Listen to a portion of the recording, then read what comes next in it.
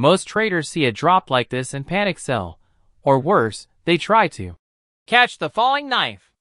But you're just becoming liquidity for the big banks. Most people think a reversal is coming here, so they jump in early.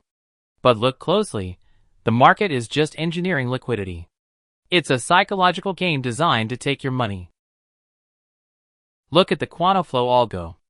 Those orange lightning bolts? That's an institutional trap.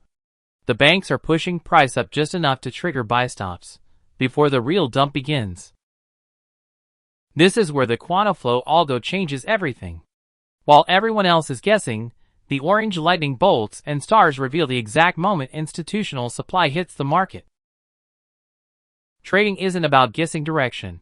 It's about following the footprints of the institutions. Stop trading against the giants and start trading with them.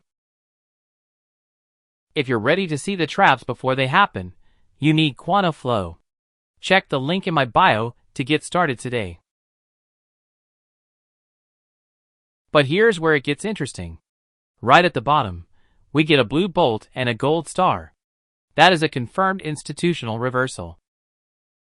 While retail was scared out of their positions, the algo told us exactly where the smart money was entering. Look at that recovery. That's a massive move that most people missed.